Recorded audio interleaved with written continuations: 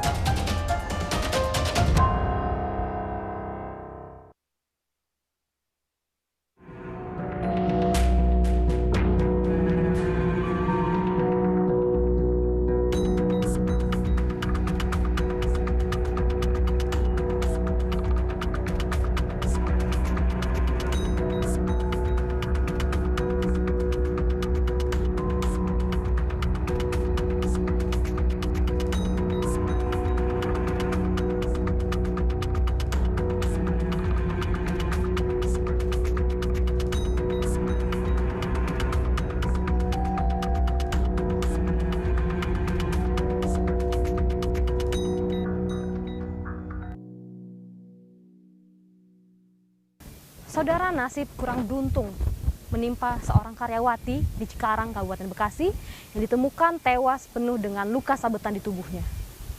Kejadian ini bermula ketika korban hendak berangkat bekerja dan kemudian dibegal oleh sejumlah kawanan anak muda yang masih di bawah umur yang berusaha mengambil barang berharga milik korban. Untuk mengetahui bagaimana kronologi kejadian dapat terjadi, saudara, mari ikuti penelusuran kami.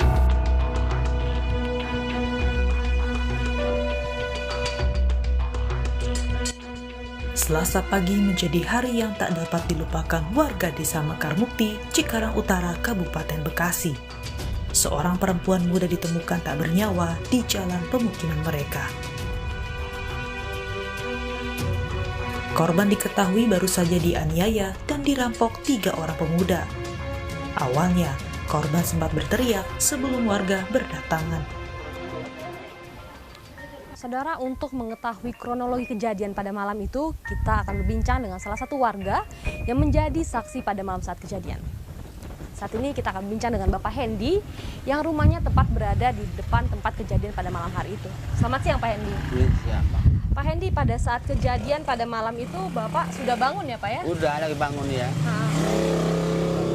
Kemudian Bapak mendengar suara teriakan nggak, Pak? Iya, dengar Bang, makanya saya keluar dengar. Kemudian pada saat itu kondisi korban itu seperti apa sih, Pak?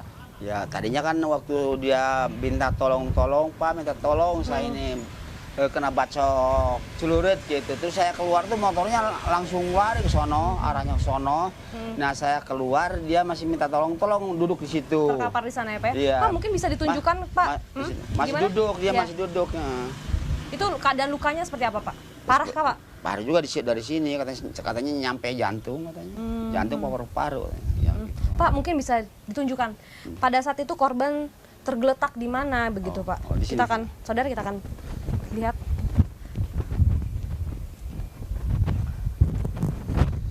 Ya, di sini. Nah, di sini ya, Pak, lokasi Ya, kejadian pada saat ini. di ya, sini nih duduk nih, masih duduk, terus saya di situ. Bapak keluar dari rumah dan kemudian lihat Iya. korban ada di sini ya, Pak? Duduk aja di sini, minta tolong. Nah, sudah lama ya, nggak beberapa menit, beberapa detik lah ya, terus ngeletak ke sini. Di sini nih, terus langsung meninggal sini. Langsung meninggal di tempat ya, Pak? Di tempat sini ya. Pak, kemudian Bapak sempat melihat tidak sih, Pak, para pelaku ini? Pelaku enggak. Soalnya waktu saya minta tolong tuh, saya mau keluar tuh motor udah lari ke sono, arahnya ke sono kencang. Pak, kemudian kalau misalkan pada malam hari, apakah memang jalanan ini kerap dilalui orang-orang, Pak? Sering banyak sih, tadinya tuh cuman ya sampai jam 2 malam, jam 1 malam tuh suka lewat ya, Pak ya, di sini? Perempuan sekarang nggak ada. Pada pagi hari itu, korban hendak berangkat beraktivitas sebelum berpapasan dengan para pelaku. Korban biasa melintas seorang diri di jalan tersebut. Polisi mendapati keterangan dari para pelaku bahwa perampokan dilatari rencana tawuran yang gagal. Para pelaku yang masih di bawah umur ini pun buron setelah mengetahui korban meninggal. Namun atas penyelidikan yang dilakukan, 2 dari 3 pelaku dapat ditangkap. Para pelaku diringkus dari tempat persembunyiannya. Baik, terima kasih. Peristiwa ini berawal dari sekelompok pemuda yang pada waktu itu melaksanakan kegiatan di malam hari. Kemudian karena dicurigai oleh petugas patroli presisi, maka kemudian didekatin, kemudian mereka menghamburkan diri. Nah, ketika dia menghamburkan diri, di dalam perjalanan itulah kemudian 3 orang tersangka ini yang mengendarai 1 sepeda motor berpapasan dengan korban di TKP kurang lebih pukul 04.30. Dini hari ya Pak ya? Ya, dini hari. Pak, kemudian kan dari ketiga pelaku ini diduga tadinya ingin tawuran begitu ya Pak ya? Kemudian bagaimana akhirnya bisa terjadi pembegalan kepada seorang wanita ini Pak? Iya, ketika mereka akan merencanakan tawuran, mencari musuh untuk tawuran, mereka mengkonsumsi obat-obatan daftar G, obat-obatan yang kemudian menstimulasi mereka menjadi merasa lebih berani gitu kan. Nah, kemudian dalam perjalanan pulang itulah secara spontan dia berpapasan dengan korban yang hendak berangkat kerja, kemudian secara spontan timbul niatnya untuk melakukan 365 atau pembegalan. Nah, ketika ada perlawanan kemudian dari korban, maka panik dan kemudian menyapit ya, menggunakan celurit, melakukan kekerasan terhadap korban. Gitu. Artinya karena memang mau tawuran berarti senjata tajam ini tadinya sudah dipersiapkan begitu ya Pak ya? Sudah, ya. Pak, kemudian kan infonya juga bahwa memang tidak ada barang yang diambil atau sempat diambil atau seperti apa Pak? Memang terjadi tarik-tarikan, dari menurut keterangan tersangka juga menarik tas yang dibawa oleh korban, tapi karena kemudian korban teriak, kemudian panik, kemudian si pelaku melakukan kekerasan, kemudian mungkin itu sudah hari juga sudah mulai terang, masyarakat sudah banyak berdatangan, jadi yang bersangkutan melarikan diri tanpa membawa barang dari korban. Pak, kemudian apakah pelaku ini memang kerap melakukan tindak kriminal seperti ini Pak? Ya, kelompok ini berganti-ganti pasangan ketika melakukan, tetapi selalu ada salah satu tersangka yang berinisial N. Itu berganti-ganti. Setidaknya dia melakukan sekitar 5-6 TKP di wilayah Kabupaten Bekasi, kemudian ada juga di wilayah kabupaten yang lain. Dan salah satunya adalah anggota polisi yang kemudian menjadi korban pada tahun 2021, sekira bulan Oktober-November ya.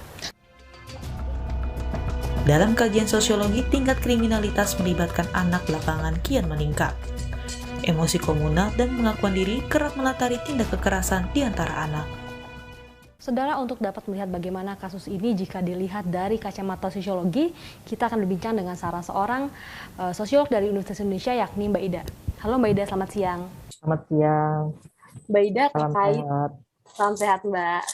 Mbak, terkait dengan kasus yang minggu lalu terjadi di Cikarang ini gitu Mbak. Kalau misalkan dari Mbak Ida, tanggapannya melihat kasus ini nih seperti apa sih Mbak? Ya kan, pertama sebetulnya memang yang perlu kita identifikasi kelompoknya itu sendiri ya, karena kan ditengarai bahwa mereka adalah kelompok anak muda yang sedang akan tawuran ya, kita menyebutnya sebagai bagian dari street violence gitu ya, jadi kekerasan di jalan begitu. Nah tapi karena memang keterbatasan informasi yang perlu dicari tahu lebih jauh itu kan apa yang sebetulnya memang betul-betul melatari ya, betulkah mereka mau tawuran atau sebetulnya memang mereka adalah kelompok yang sebetulnya dalam hal ini adalah memanfaatkan berbagai peluang yang ada saja gitu di jalannya, tapi indikasinya adalah memang mereka pelaku apa yang kita sebut sebagai street violence begitu. Mbak, kemudian yang menarik di kasus ini adalah kemudian para pelaku ini yang memang masih di bawah umur begitu Mbak. Kemudian kan dengan aksi tawuran-tawuran yang kerap terjadi di usia-usia ini seperti apa sih Mbak? Sebetulnya apa yang terjadi di masyarakat kita? Kemudian akhirnya para anak muda ini kerap melakukan aksi kriminal seperti ini.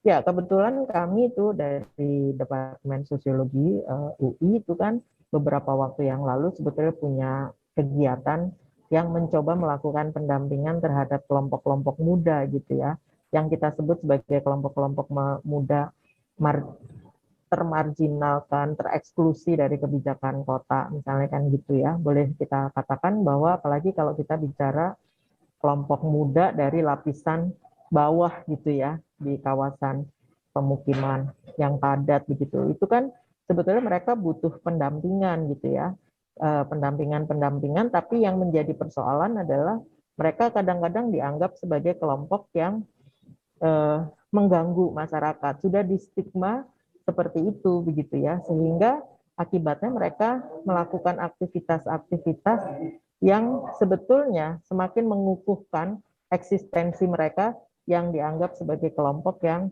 memang tadi gitu, kelompok yang ganggu, kelompok anak muda yang nakal dan sebagainya. Salah satu yang kita garis bawahi adalah pengaruh lingkungan yang demikian ketat gitu juga ya terhadap keberadaan mereka. Nah, memang dalam konteks masyarakat kota kecenderungan lemahnya atau ya rendahnya partisipasi publik gitu ya dalam proses pengamanan di wilayahnya itu kan semakin mengecil ya. Satu refleksi dari tempat tinggal saya aja tuh dari waktu ke waktu tuh ternyata seiring dengan usia warganya gitu ya, udah nggak ada lagi yang main di jalan gitu ya, semakin sepi, dan itu memang akhirnya menjadi relatif rawan. Bahkan untuk warga sendiri aja kalau mau lewat di jalanan yang sebetulnya masih di area pemukiman kami itu agak khawatir karena tiba-tiba ada motor yang kita tidak tahu lewat dan kemudian bisa melakukan aksi, bisa kekerasan fisik, bisa kekerasan seksual dan sebagainya, misalnya seperti itu. Jadi memang pengamanan atau keterlibatan masyarakat di dalam proses keamanan lingkungannya itu menjadi bagian yang menurut saya penting juga begitu. Mbak, ketika korban ini kemudian terpapar begitu ya Mbak ya, kan dia mendapatkan luka sabetan di tubuhnya.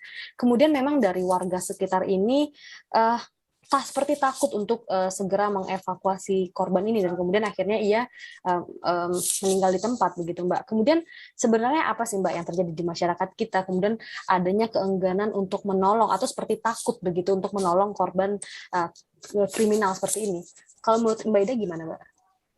Ya, itu sebetulnya ada teorinya tuh Mbak, disebutnya sebagai pohon keterlibatan gitu ya. Jadi ketika orang melihat satu kasus tertentu, apalagi di ruang publik gitu ya, di ruang publik gitu kan, itu kemudian mereka akan berpikir gitu, saya tolong atau tidak ya, gitu ya, saya tolong atau tidak.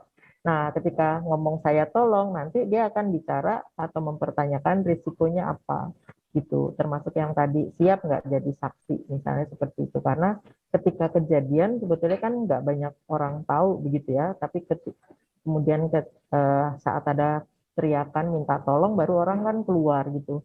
Tapi situasi yang sebenarnya terjadi seperti apa kan nggak banyak saksi gitu ya yang memperhatikan gitu. Nah itu yang sebetulnya kemudian menjadi dasar kenapa hanya sedikit orang ya mungkin bahkan mungkin di tempat-tempat tertentu keterlambatan di dalam menolong korban itu yang kemudian berimplikasi kepada tewasnya korban begitu ya. Kepada polisi, para pelaku mengaku tidak berniat untuk menghabisi nyawa korban. Mulanya, para pelaku ini berniat untuk melakukan aksi tawuran dan sudah mempersiapkan senjata tajam. Dan kemudian para pelaku ini bertemu dengan korban di sebuah gang sempit dan kemudian terbesitlah niat untuk merampas barang berharga milik korban. 2 dari 3 pelaku saat ini sudah ditahan oleh pihak kepolisian dan 1 orang lagi masih dalam proses pengejaran. Atas perbuatannya, ketiganya diancam dengan hukuman 15 tahun penjara. Dari Rizka Ananda, Yogi Syarifi, Kompas TV, Jakarta.